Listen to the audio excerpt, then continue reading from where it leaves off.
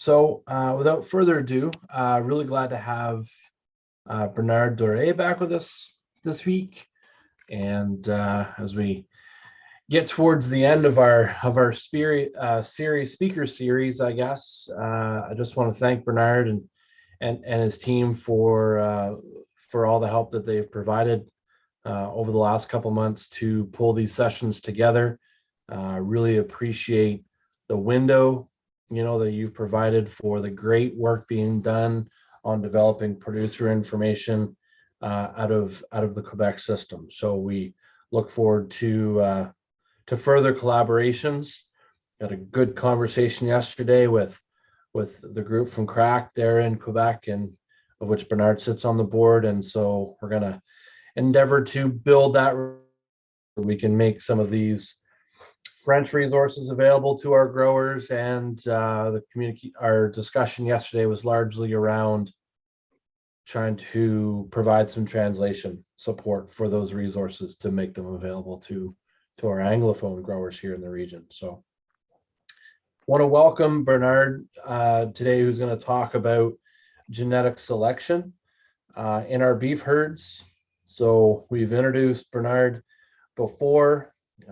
Lots of experience in the extension and teaching world in Quebec, and works with the Optibuff group there in Quebec, and is also say on the board at CRAC. So certainly a lot of great linkages for us, I guess, into the Quebec extension world. Just a note on genetic selection, this has been a major focal point for the maritime beef sector growth strategy. Amy's done a lot of work on this through the Maritime Beef Council to bring in, some top-notch speakers from across Canada. A lot of focus on the dairy beef value chain and how we breed for success within that. So certainly, Bernard, really looking forward to your thoughts on this and adding to the conversation on how we move forward with genetic improvements in the beef sector. And it goes without saying, is the maritime beef sector is integrated very closely with the Quebec beef sector. So what's good in your market is good in ours, and we need to be working towards the common good. So with that, I'll welcome your presentation for today. Thank you very much, Cedric. So I'm going to share my screen. So I've titled this, thank you, first of all, for the invitation and the possibility of discussing with you this morning about strategies, profitable strategies in terms of breeding and production of beef cattle. So the presentation I'm going to do, first of all, I will show the different points that I'll present. Please note that within 3/4 of an hour to talk about genetics and strategies is rather quick. It's more like an overview at this point that we'll do. And eventually, as Cedric mentioned, we might be able to pursue with other sessions down the road and to delve deeper in the genetic improvement in beef cattle.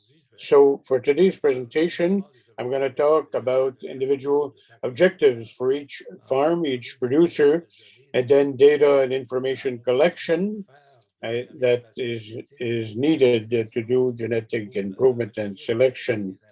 We have to gather data and information. We also have data management and support tools to help to manage that data. I will go over average performance of the PA-TBQ in Quebec. That's a program. It means a program to improve of herds, bovine herds in Quebec. That's what it means. About 300 farms are followed or monitored that exist for more than 20 years now in Quebec.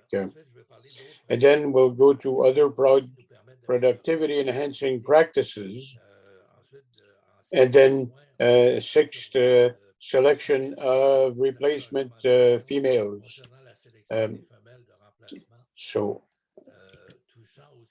And also selection of breeding bulls. I was asked to talk about the benefits of crossbreeding, some advantages that can come out of that. We can't talk about this all without to talk about the EPDs, interpretation use of EPDs. So a few notions of genetics there that we'll go over together. And then to complete with genomics and cattle production, more recent aspects. So genomics is present more and more in animal production, and bovine is no exception. And then we'll conclude with measurements carried out with ultrasound. So we get data. So that's done via ultrasound. So if we look, first of all, each bovine farm is really different. And when we want to do a plan, a breeding plan, and to implement strategies, we have to look at are we doing a sale of all weaning or backgrounding calves? Did we keep them longer, even from weaning to finishing? So I want to look at your interests, your resources, your facilities. Do we have, is it open or closed system? And right now, and it's the importance of grain prices, market prices, has a great influence on production cost, and the quality of available forages and pastures, insemination of bulls or both. In terms of genetics, the choices that we make with the bulls, they represent, this is a sector where there's a lot of genetic improvement from bulls. So is it through insemination, or are we able to, or we do both, bulls or both? Some will do header briefing, or do they prefer external purchase? And also, some farms are pure breed or crossbreeds, so may not have the same objectives in both cases. So, for if somebody wants to, first of all, to do selection, to do genetic progress, we have to know where you are, where you're positioned at this point. So you have to gather data that are essential to make decisions. So in fact, you have to know and have an idea of the present performance of your herd. Some of the most important data, whether it's Excels or other software or written notes, all the means can be used as long as we're able to archive the data, to keep that data, and to be able to exploit it. So the calving date, the birth weight and calving ease, the weight of weaning or at 1 year, dates of observed heats, dates of artificial insemination, breeding date and removal of the bull, cow's weights. These are all examples of criteria of your performance at the herd level. So talking about winning strategies, that's rather at the herd level, without setting aside the fact that we can improve our productivity, on the vegetable matter in the soils. This cannot be forgotten. It's not our focus today, but those are important. You have to keep in mind that the performance of our animals depend also on the environment and the surrounding conditions in which the animals are in production. So, in terms of tools, we have a lot of data to gather to keep safeguard in order to generate recommendations. So, I showed here on the slide a few examples of data management and support tools. And the one I just talked that we use here, we're a group of counselors. So we're part of Bovi Expert. I'm part of that group, and we monitor a few herds. Annually, we gather the data. We propose reports, and we can help our producers in that way. You go see the Go 360 BioTrack. That's a system that's offered by Axite in Ontario. It was called another name before another. You have herd tracks now offered, developed in Western Canada, and TELUS Agriculture, this new agricultural division of TELUS, has acquired herd tracks and now offers Cattle Max, another system in the US. There's Herdley, DSA bovine, BA bovine is so animal data for health. So this was developed in the veterinary office here in Saint-Hyacinthe in Quebec. With those tools I mentioned, I added a slide this week indicating that those tools, there's Amy Higgins, that you must, Maritime Beef Council. There's an article that was in the Cattlemen publication that talked about the analysis of those data management systems. And many of those that I've shown were analyzed, studied, assessed. And there's in addition to the article in Cattlemen, there will be a report of that analysis available soon. So here, once we identify the characteristics, we know what tools we want to use.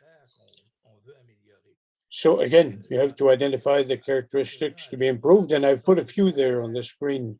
They have a big influence on productivity and on the profitability. So the percentage of calves born without assistance or the calf vigor at birth, we want to keep as many of them, the cow's weight at maturity. Some producers will prefer smaller cows or average. However, though others will like bigger cows. The pregnancy rate, the weaning rate, another important part is the weaning weight and weaning weight per exposed cow.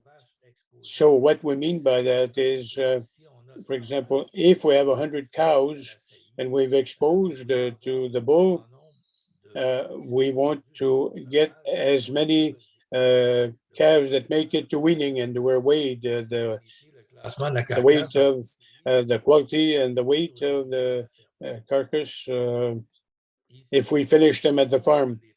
And here I'm showing an average performance for 2020. That's the last complete reference year we have so far. So you have the types of variables on the left side, the average performance in the province, and on the right, the first quartile, the first 25%, the best 25% in Quebec. So if we look at that column, we can see that the average interval is close to 1 year, basically a year, 366 days. That shows us that the average yield of females calving is basically 6 years, 1 month. We have the preview weaning about 250 days, an average weight. So 7 and 3. So 2 pounds, 0.63 per day at the average real ADG in pre-weaning, and that's pure breed and crossbreeds as well. So that's an overall average. So for 78 calving in the year, that's on the screen. So with the data, amongst other things, with the data, we can propose reports and analyze performance and productivity. So the annual productivity of herds. So besides the genetic data, I don't want to forget that I mentioned that animal production or vegetable production, forages, pastures, managing our pastures is important. Also very important. Don't forget to don't neglect the overall herd vaccination. Those are priority aspects, as far as I know, to properly manage, to do a proper animal group management, whether it's suckling cows, dry cows, first calf, heifers, backgrounding calves. The bull management, another element, often that's neglected. If we want one bull or several bulls, so the ideally would be the 60 to 80 day servicing period to get the birthing 2-3 months, same period. Sometimes we see them staying with the cow authority in that way. We're not able to get a period, a uniform period for birthing and to have more uniform calves. The pregnancy diagnosis should be done annually. In particular, if we hibernate cows that are empty with the cost of forages, grains, and so on, so we have additional costs for cows that are pensioners at that point. In terms of the bulls, for a few years now, especially in Quebec, we have a vet clinic in the Drummondville area that offers a service to do a semen test. They'll do an examination of the bull's reproductive system. It's offered throughout the province. The vet travels from farm to farm before the breeding season and will do an assessment of the scroll circumference, the whole system, the semen test, and also with the ejaculate to test to see how the bull, to what stage he's at, how it is in terms of as a breeding status. And also calving seasons adapted to your reality. Here in Quebec, based on the season and the objectives, sometimes we have calving January to March, many in May, June, in big herds around the province. Abitibi, Témiscamingue, Saguenay-Lac-Saint-Jean, spring birthing on pastures, and a few in the fall. But the season that we choose, there are effects on the feeding, and we also must be able to manage those calving based on our current practices. So I go directly to the selection of replacement females. The replacement females, if you buy, for instance, some of the aspects that I'm present here apply if you buy females from outside, could also apply if you raise your own females in your own business. So So the first point, maybe not in order of importance, it's important in terms of the sanitary status. If we buy from outside other farms, we have to ensure the sanitary status of the livestock and heifer free of episode. You don't want BVD, RIB, leukosis, paratuberculosis in particular. So if we choose females, crossbreeds of paternal and good dairy breeds, um, ideally not from terminal breeds, you know, they have a good, they don't have to be dairy cows, but they have a good lactation attitude for beef cattle. And now, don't don't uh, don't throw tomatoes my way, but not ideally Limousin, Charolais, Blanc d'Aquitaine. I'm not saying that they are not maternal, that they're not good for milk, but if you have a choice, probably better to go to the maternal line races like Angus, Shorthorn, Simmental. Uh, but if we have Chevrolet females, crossbreeds from very good maternal lines, that would not be bad either.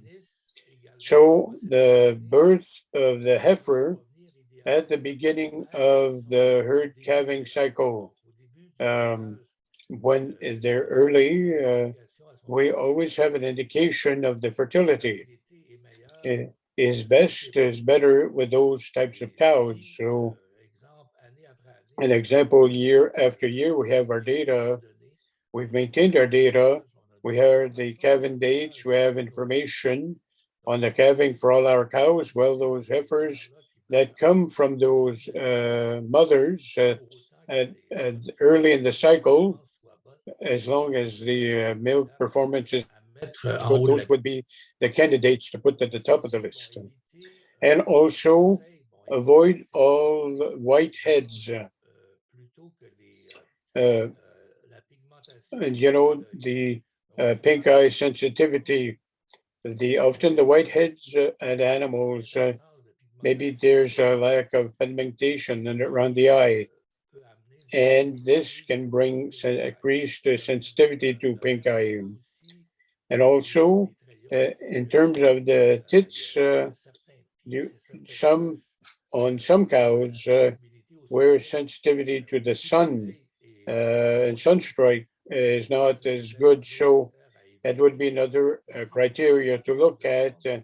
And I talk about an absence of horns or horn cares, horn cords. More and more so, the subjects without horns seem to be more popular. In terms of selection of replacement females, again, the ADG birth weaning should be equal or superior to the average of the group of heifers. I would say that it's preferable to look at, to go avoid the extremes. My first point, it's better to choose females that around the average in the herb rather to go and perform and to extremes in terms of performance. If we we want to work with the replacement females, avoid 2 pounds, 2.25 pounds per day would be the better. Maybe aim for a bit lower than that. So to develop the animal rather than just finishing it. A lot of research has shown in the past that that heifers that are finished or too quickly, there'll be more fat, and that will affect their production. In terms of the age, so as I was mentioning, you don't want too much fat. because it causes a fat deposit in mammary glands and the milk production.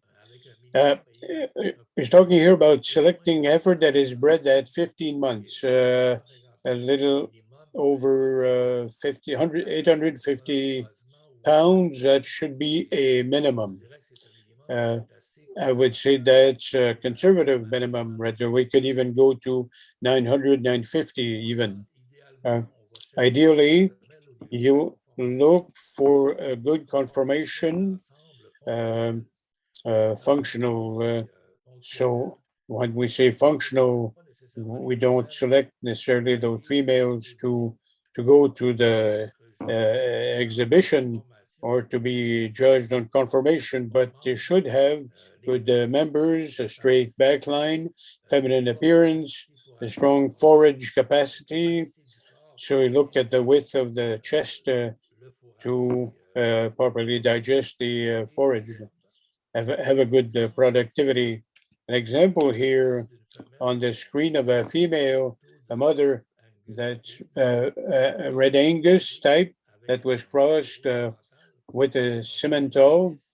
So you have a Simmental heifer of a Red Angus mother, probably 50% Simmental and 50% Red Angus. From the type of the mother and the heifer, you can see that maternal qualities are there that we look for. Those qualities are there. Another example here,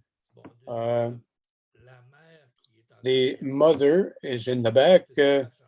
There's another example of the preferred crossbreed females, mostly shorthorn and Hereford with a calf that's half limousine.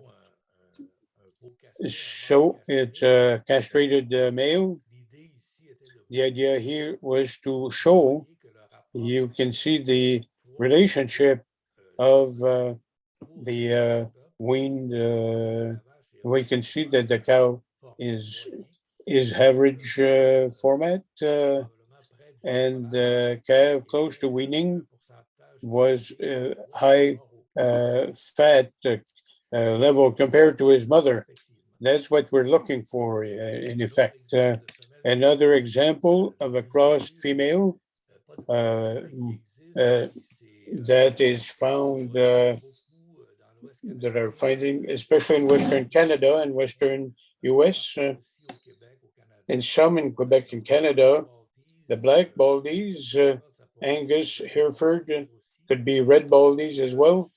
So we see cows with a good capacity for ingesting, average format, good tit, good members. That's a type of cows that, again, is very desirable. Now we go to the selection of bulls. With the bulls, here what I'm showing is some advice or recommendations to keep in mind before buying a new bull or before selecting, and if you buy several of them as well. So first of all, you have to identify the race you want to get, but also to know what characteristics you want to improve. So do we need a bull for heifers, first calving? Do we need a type of bull which is muscling, rapid weighing gait? So keep in mind those type of bulls that you want. And remember that there's no perfect bull. So I don't think there's a bull that can meet all the criteria to approve everything at the same time. If you go to a sale, whether it's public, auction, organized by a group of producers, you probably have a catalog before you get there on the spot. So take the time to study in detail the sale catalog, to have an idea, to pre-select, if you will, some individuals. So you look for EPDs, indexes, the bull's performance, its mother, etc. Also, some videos, if some available, more and more so there are videos available, so you can have a better idea without being right beside it. You can have an idea of its appearance, movement, and so on. Once you're on site, then you evaluate their conformation to see is it a bull that pleases me in terms of attitude, their gait, the strength of their feet and limbs. Temperament is important. Docility is also a criteria that is very important for majority producers, I would say, because bulls which are more nervous or aggressive can also cause important problems. So, in terms, once you've bought the bull, if you already have them in service, here I'm putting some basic rules of examples, some of the standards that I put this. So, so I use my new bull according to the following rules. So I did not invent this, but I've adapted it from the vet clinic that does examinations of reproductive system on bulls. So their recommendation is that a bull that would have 15 to 18 months old, if you put them in the out there, maybe 15 to 18 females to be serviced by maybe one female per age of month age of the bull. So about the same rule up to for 24 females up to 24-month old. One that gets to 3 years, about the same rule, 36 females, and a bull of 4 years and older can see to 40 to 45 females. So these are not absolute rules. It gives you an idea of. So there are scenarios where we can see sometimes several bulls that are put with a group of cows. So take account the number of bulls that can be put with a herd of cows. The according to the planned duration of my breeding period, I remove the bulls at the end of this project. This period, say 60 to 90 days, and the last criteria, the last element to present here in terms of the bull, when it's not in the breeding season, where they're not at work with cows, I provide an appropriate environment for my bull. So they've had a cost for they're fairly costly. So you want to take good care of them. So you supply them with a good dry and clean pen surface, protection against wind, cold weather, and access to quality feed and water. Those things are important to take good care of the bulls. They have an important role to play. Here, a few examples of quality bulls. Here's a Chevrolet, depending on the taste and style you like, but here's Angus, and then again Simmental. I wanted to show you examples of a few bulls. So we can see that in the presentation I mentioned early on that we look at different benefits of crossbreeding. So it's a quick overview that we're doing of various notions of genetics here. I want to mention a few things about the benefits of crossbreeding. So the main effect is it comes from the hybrid vigor, heterosis. So this hybrid vigor is a natural product that comes out when we cross 2, 3, or several races together.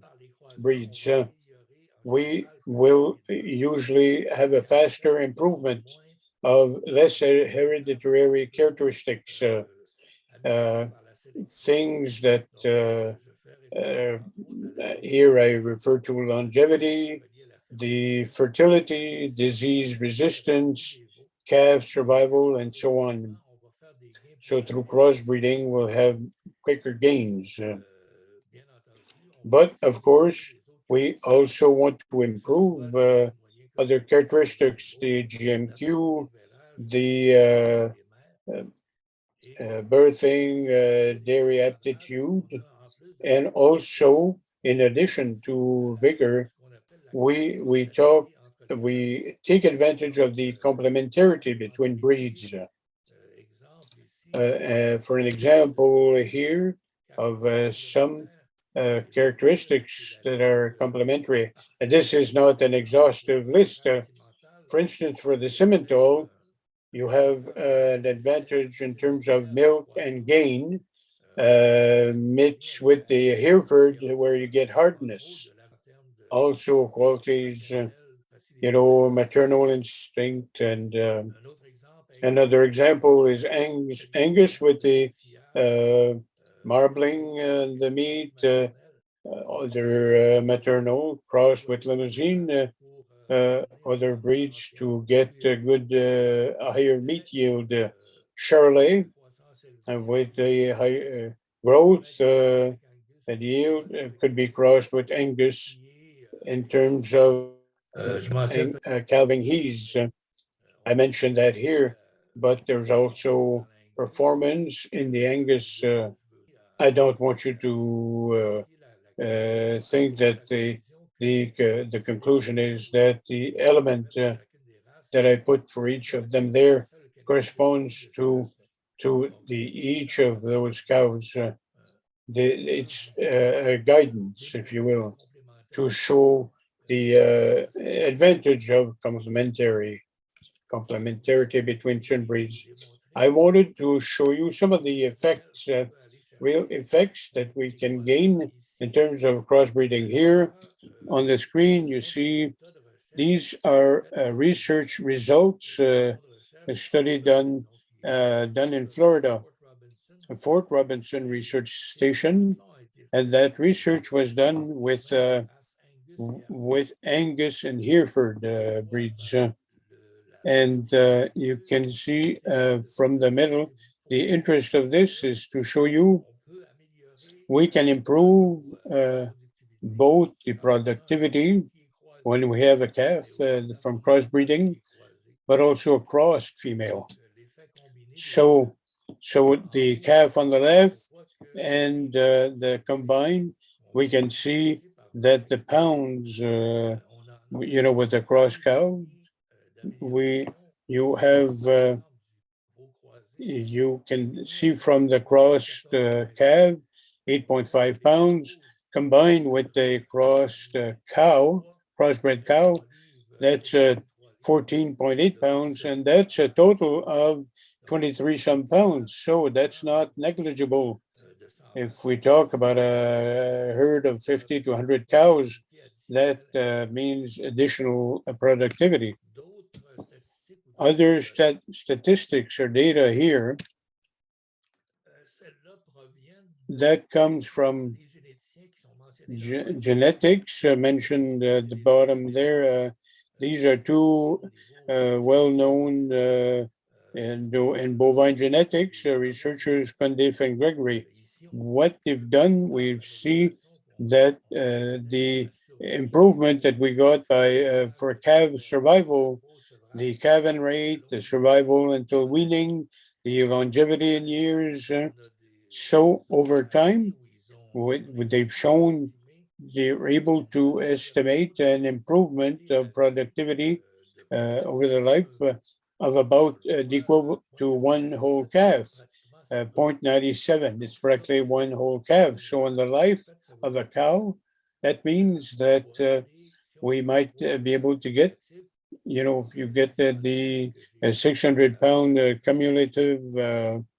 the cumulative winning weight of 600 pounds, if you calculate with the price, maybe overestimate, but I put at 220 per pound for a category of 600 pounds for a male, a calf. For females, we know the price is, there's a gap between the male and females, but the idea here is to show that through crossbreeding, heterosis, all the advantages, we might get additional amount of over the productive life of the cow. And here's an example here, a group of females close to calving. They come from Simmental, Angus, maybe a bit of Hereford, maybe a bit of Shorthorn. So quality females. So before closing, I want to talk about EPDs, expected progeny differences, and ultrasound. So the EPD is expected progeny difference. And when we talk about the gap, the expected difference, we refer to the average of the breed. So when we have an EPD, we need to know the average of that breed. So a number alone without any reference doesn't mean anything. But however, in terms of EPD, for the genetic value of bovine, this is the index, the element that corresponds to the best estimate that we can get, the genetic baggage. So these are calculated for each of the breeds and several times a year. In the past, association would calculate maybe twice a year. Now, with the computers and the capacity that we have in terms of software, we're able to calculate EPDs several times a year. So we have characteristics related to calving, to growth, to carcass qualities. There's a whole lot of characteristics depending on the associations and the breeds. We see more EPDs, aspects like docility, feet and limbs, scrotal girth, other quality, mature weight, marbling, and so on. So it's always associated, accompanied by repeatability or accuracy value. So basically, is the precision, accuracy. So the degree of it can vary from 0 to 100%. So when we see EPDs, and I put an example before, the EPD is always associated with a specific value. Also, the way we report EPDs, so there should be a percentage of superiority, like, for example, the top 10% for this or that characteristics. As I mentioned before, EPDs are for a given breed. Do not compare EPDs of two different breeds unless you have ABCs. What we mean by that is the expression that means a cross-breed comparison, ABCs. So this is a principle where we can get some interbreed EPDs. Also, calculations for most of the breeds with which we are working, the EPDs are now done at the North American level.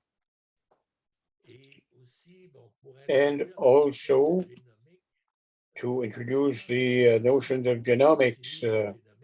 Before we talked about genomics, the EPDs were calculated on data, performance data, weight, calving and pedigrees and DNA. So lines of cows and bulls.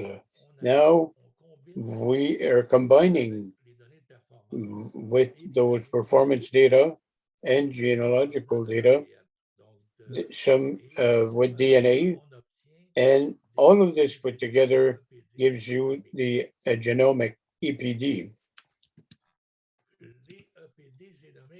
So genomic EPDs, the main advantage to have this from the DNA is in terms of precision, accuracy.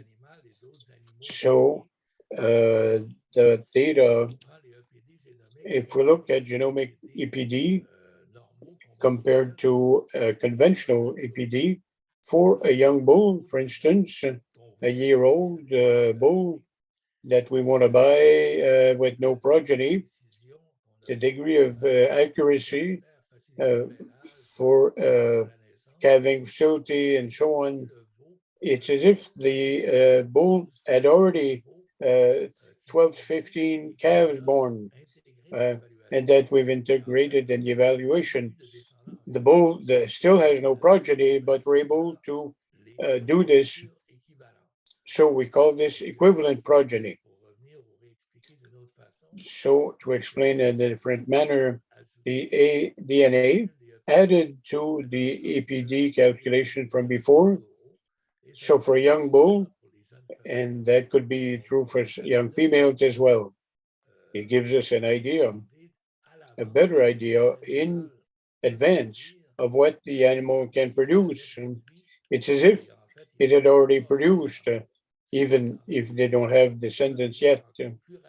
So we can go more quickly to do genetic progress. Here on a screen is an example of an Angus bull, and circled whether it's genomic EPDs and termed the Angus GS, that's the abbreviation that we use. And we can see in the bottom, as I mentioned, the average of the breed are important to be known. And EPDs, each of the numbers, the level of accuracy is the better, and the level of superiority appears. This from 22 February 2022, and all the characteristics from left to right, maybe different, 20 different characteristics. Several associations for the same animal here, for instance, you have a way of expressing by with a histogram the percentage of superiority of the animal. So the blue line means the average of the breed, so we can see quickly if the animal, based on the characteristics, is it to the right of the blue line? So the bull or the individual is an improver because of those characteristics. If it's on the left side, the animal maybe is a little less than average on those aspects. So for DNA, the way that we analyze the DNA, here you need some tissue samples. You have to get tissues with cells. They will include the DNA of the animal. So the way that we do this, we get some tail hair through blood analysis, or also a piece of flesh from the ear with a tool specifically designed to do this. So when we have the sample, it's analyzed in the lab.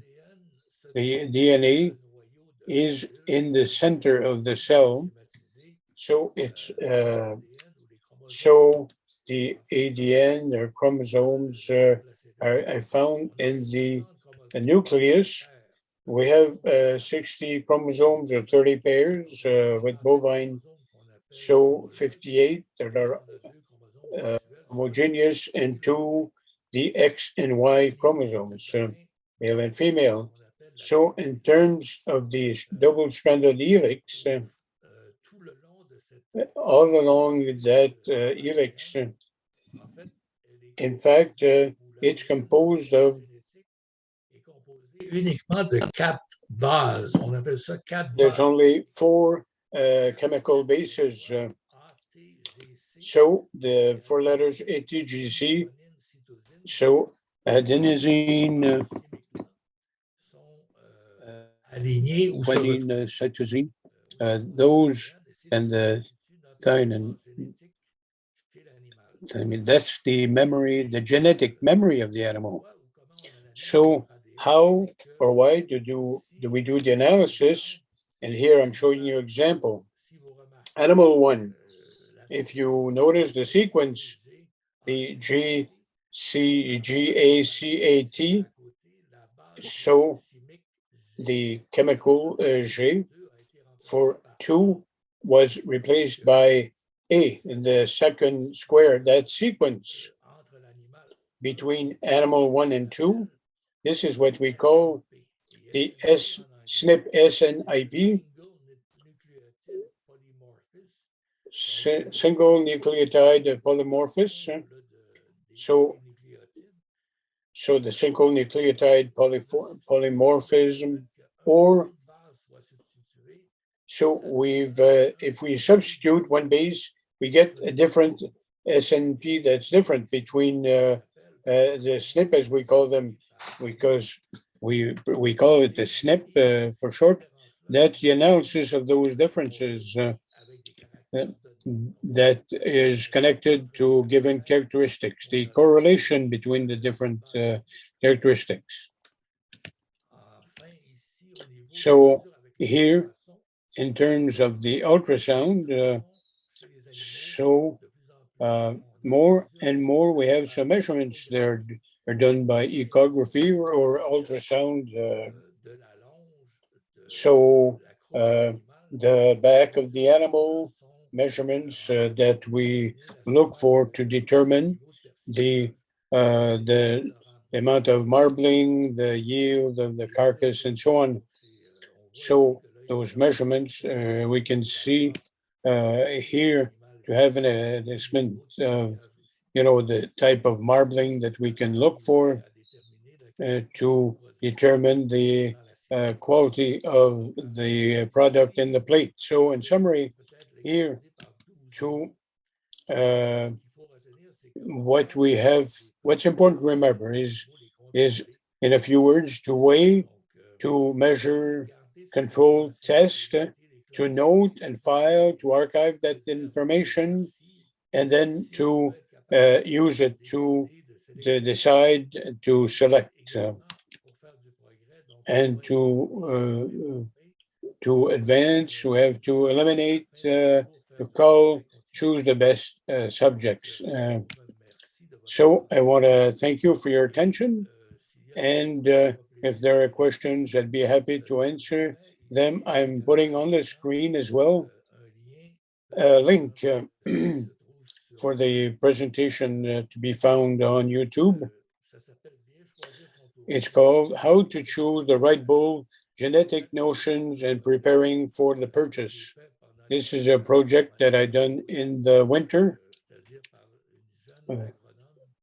So it was part of a project, internship project that we were doing. So, and you can always go and check out that presentation. So once again, thank you. If you have any questions, I'd be happy to answer. Very good. So seeing as we don't have any questions, you could always send them in to us later if you think of something. Thank you very much, Bernard, for giving the presentation today. We really appreciate it. Great information. Thank you very much as well to you guys, and hope that it's useful. Very good. Awesome. Thank you so much. Have a great weekend.